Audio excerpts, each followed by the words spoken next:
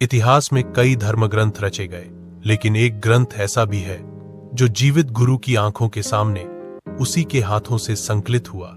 यह कोई सामान्य ग्रंथ नहीं, यह है शब्द गुरु, यह है सत्य की जोत, यह है श्री गुरु ग्रंथ साहिब जी।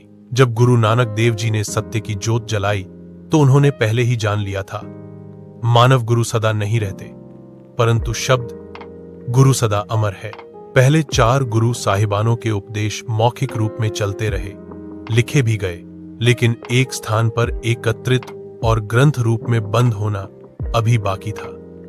5वें पातशाह गुरु अर्जन देव जी सिर्फ एक आध्यात्मिक मार्गदर्शक नहीं थे, बल्कि सिख धर्म को संगठित करने वाले संपादक, कवि और दूरदर्शी संत भी थे।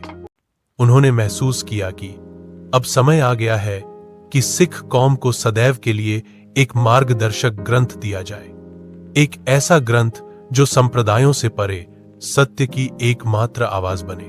गुरु अर्जन देव जी ने न केवल पहले गुरुओं की बाणियां संकलित की, बल्कि कबीर, नामदेव, रविदास, फरीद जैसे भक्तों की भी बाणी को उसी श्रद्धा और सम्मान से ग्रंथ में स्थान दिया। यह दर्शाता है कि सत्य किसी एक धर्म की जागीर नहीं, बल्कि सबकी साझा विरासत है। सन 1604 में गुरु अर्जन देव जी ने पोथी साहिब का संकलन पूर्ण किया और उस पर अपनी मोहर लगा दी। इतिहास में पहली बार किसी धर्म के जीवित गुरु ने खुद अपने हाथों से धर्म ग्रंथ की रचना की और कह दिया, शब्द ही गुरु है।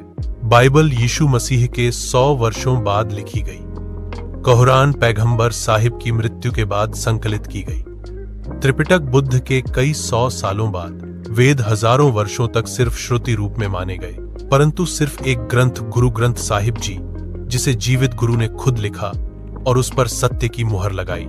यह ग्रंथ केवल एक पुस्तक नहीं, यह है सिक्खी का दिल, यह है शब्द की जोत, गुरु नानक देव जी से लेकर सत्य के अनवरत सिलसिले की अगली कड़ी। आज भी हर सुबह जब गुरु ग्रंथ साहिब जी का प्रकाश होता है, वहां होता है सच्चे शब्द का प्रकाश। सिख धर्म में गुरु कोई व्यक्ति नहीं, बल्कि परम सत्य का रूप होता है, और यह सत्य सदैव के लिए शब्द रूप में जीवित रहेगा। धन गुरु अर्जन देव जी, धन गुरु ग्रंथ साहिब जी।